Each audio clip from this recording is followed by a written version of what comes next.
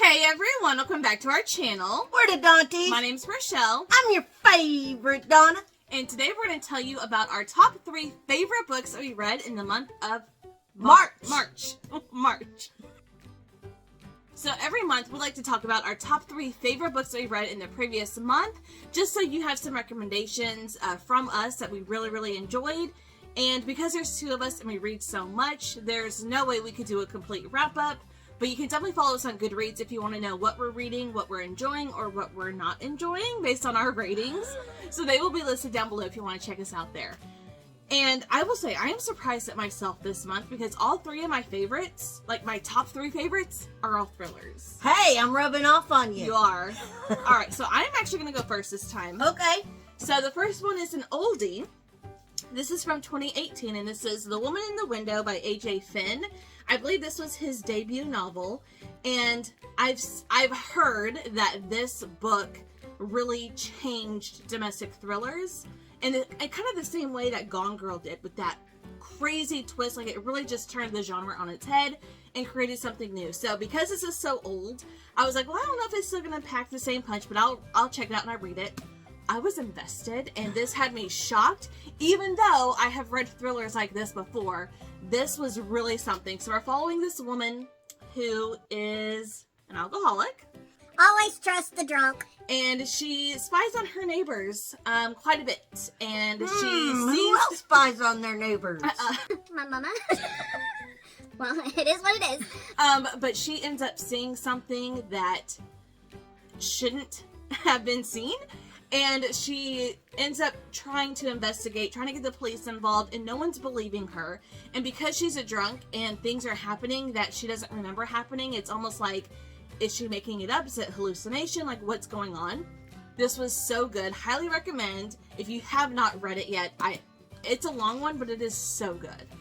I'm actually reading one by him right now. His newest release. Mm-hmm. The end of the story? The end of the story. I'm almost done with it. Okay. And then I'm going to read that one. This one is so good. So good. All right. One of my favorites was number 4 in Finley, Donovan. Finley, Donovan Rolls the Dice. And this is a mystery. And it's so... it just prolongs the story because it's all happening, and it just continues the Finley Donovan story. Yes. This time, she and Barrow, the kids, the ex-husband, and her mom all go on a road trip together to Atlantic City. So, yeah. This was a good time. This was funny. It had me laughing, but you definitely have to read these in order. And Vero is just, every book, she is my favorite character. I love her sarcasm, the way that she talks to the ex-husband in particular. I just love it so much. But do you want to talk about what the first one's about?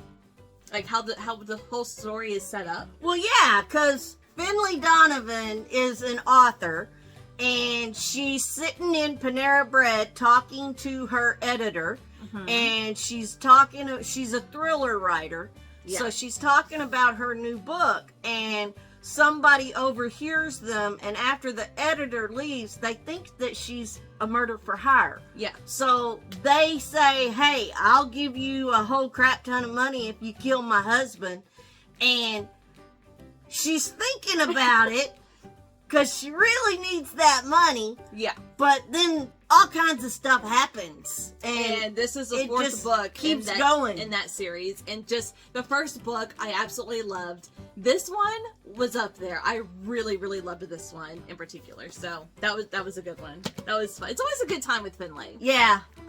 Okay, my next favorite book, my number 2 favorite book, if you will, for the month is Listen for the Lie by Amy Tintera. This is a thriller.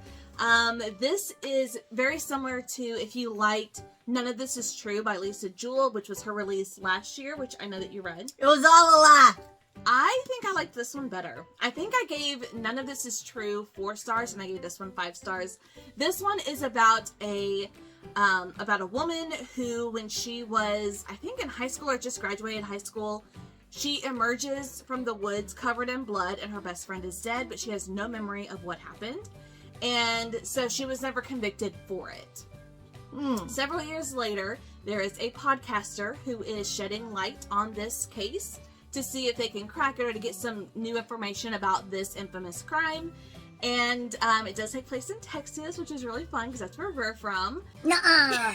Really? Yes. Oh. But the way that everything unravels, and I love the podcast element, and the podcaster gets in good with the family and gets exclusive interviews, and the grandmother tricks her granddaughter, the one who is assumed to be the murderer, convinces her to come home to Texas and ambushes her with the podcaster, and she gets involved in it, and it's just, it had me on the edge of my seat. I really, really enjoyed this ride, and I do think I like this one a little bit better than None of This Is True. So if you liked one, you'll probably like the other. I tricked my granddaughter into coming home to Texas. How you gonna do that? Oh, I'll come up with something. All right, come up with something and we'll do it. All right. My next one is The Measure by Nikki Ehrlich.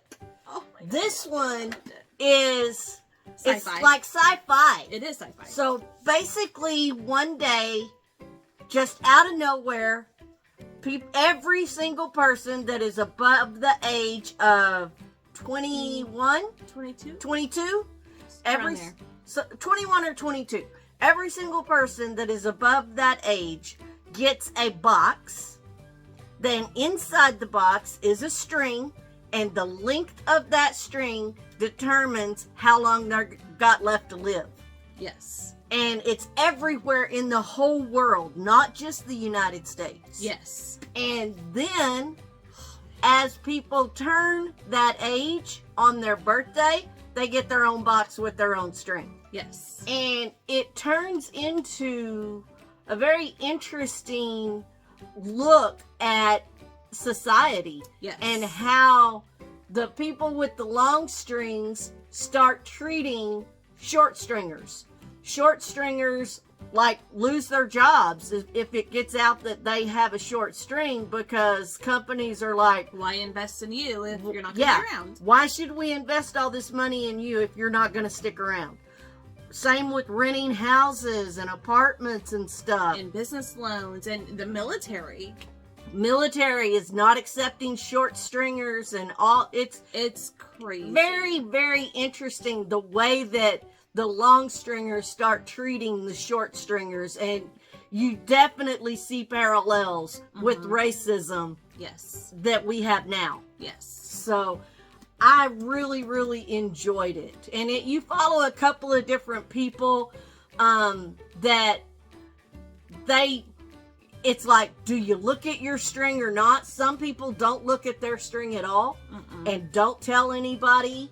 And then other people look at their string and decide how they're going to live the rest of their life based on what length their string is. So it's very interesting to see what people do here in this book. Yeah, and then even after you read it, because this was one of my top 5 favorite books of last year, I absolutely loved it.